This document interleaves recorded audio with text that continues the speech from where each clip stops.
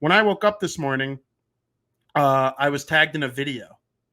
And in this video, becoming a good friend of mine. I enjoy his programs. I have, obviously, he's a radio legend in town. Everybody knows his name. Like him, love him, hate him, disagree with him, agree with him. You know who Mike North is. And Mike North had this to say about me yesterday.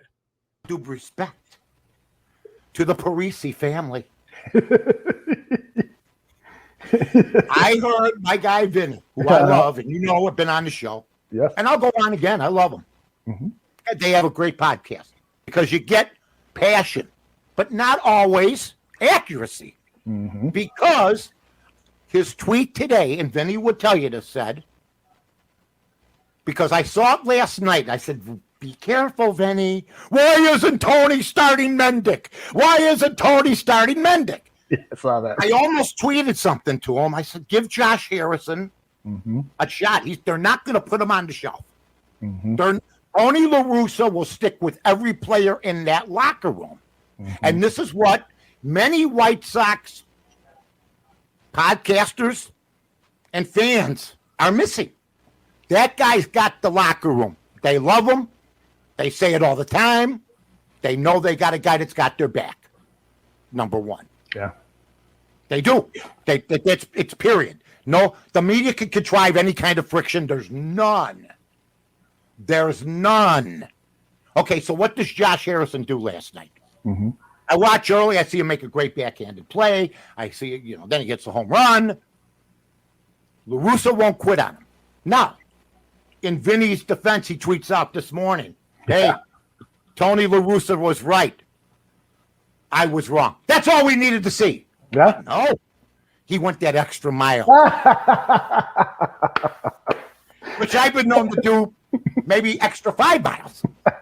So I'm in on him, but he goes, not like Tony La Russa apologists who won't admit when they're wrong.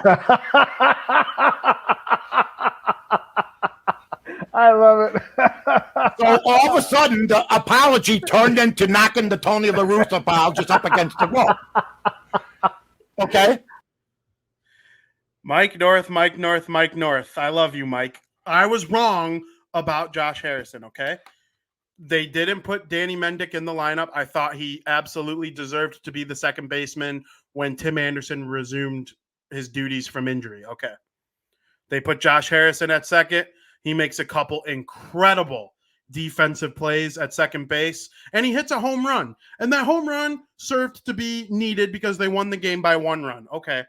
Tony La Russa had a better feel for that than I would have. And you never know what Danny Mendick would have did in that game. Obviously, if you believe in time and space, I don't know. But Josh Harrison did his job. I was wrong. And credit to Mike North. He admitted that it was a buffoon move to walk Trey Turner and get to Max Muncy, who hit it to Pluto. That is absolutely why the White Sox lost the series to the Los Angeles Dodgers. And it didn't help that one game earlier than that, Leury Garcia was the leadoff man. And when you're the leadoff man, you are guaranteed the most at-bats on your ball team. It is just logic. You are guaranteed the most at-bats on your team. Leury Garcia comes up to bat later in that game. He's got the go-ahead run on third base. He puts up a non-competitive at-bat and swings at nothing and looks overmatched on every single pitch.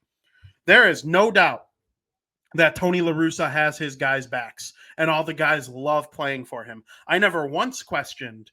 You never see me tweet, because I learned I questioned it when Yermin Mercedes swung at the 3-0 pitch. I questioned, and Tony La Russa didn't have his back. It almost seemed like he had the back of the Minnesota Twins in that game. But really, since then, it's been obvious that Yermin Mercedes has problems outside of, Tony La Russa or the White Sox. There was some serious stuff with Yermin Mercedes going on that went well beyond that. I was wrong.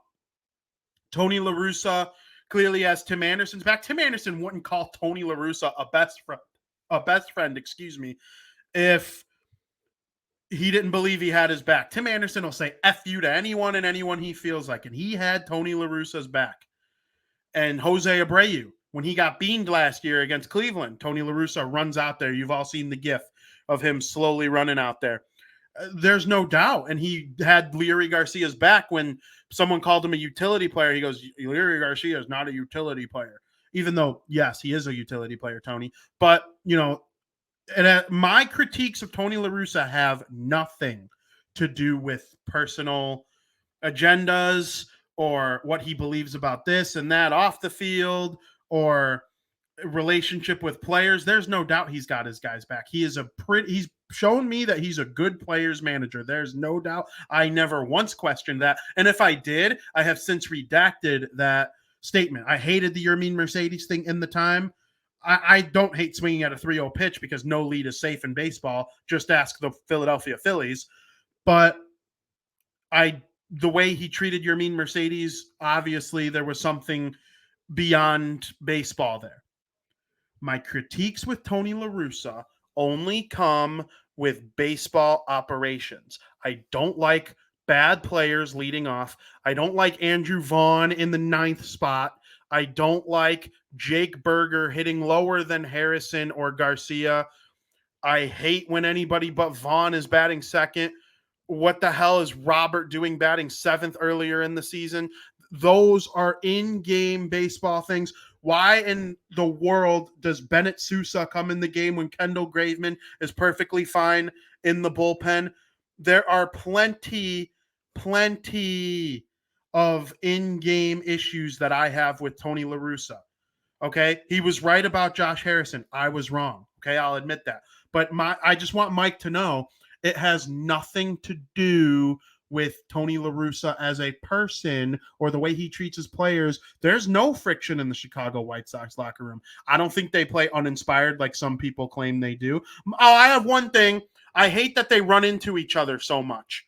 I just don't understand how a Major League Baseball team just can't communicate on a fly ball. Of course, in any given instance, it's not Tony La Russa's fault, but I believe the fact that it happens over and over again is not only Tony La Russa's fault, but it's also the entire coaching staff's fault. How are these guys just not screamed at or benched or something? And tell the media why you're doing hey, I benched Hazley because he doesn't know how to call off Danny Mendick, and now he has a torn ACL and he's probably out for the year, which is something I read while Mike was talking in the video there. Those are my issues with Tony La Russa. It has nothing to do with player personnel. It is simply in-game strategy. Until he consistently proves me wrong and my eyes tell me that Tony La Russa's in-game management, his bullpen management, his game strategy. I mean, last year he didn't know he could because there was still the DH, or there was still no DH in the National League last year. He didn't even know the rules in extra innings that he could pinch hit for the pitcher who was on second base. The slow ass pitcher. I forget. It might have been Liam Hendricks. And those things to me are what are mind boggling. It has nothing to do with Tony as a manager. There's no friction. I don't think he's a bad guy. It is strictly baseball in-game management that I have taken issue with plenty of things so far this season. And I believe he has cost them 3 or 4 games so far this season. If they had a different manager, do I think they'd be significantly better? I don't think necessarily because of injuries. Moncada's back on the IL, and he's been injured. Yasmani Grandal. Robert spent time. Giolito, something's wrong with Giolito. When they get healthy, which they're going to pretty soon here, I think, especially if the Sosa kid plays well, the White Sox are going to make the playoffs. That's my wholehearted prediction. They're 2.5 games out of a wild card spot right now, and there's no 1-game wild card anymore. But Aldo puts it perfectly in the chat. I'd like to have a beer with Tony, but I don't want him managing the White Sox. That's just how I stand. I could not agree more.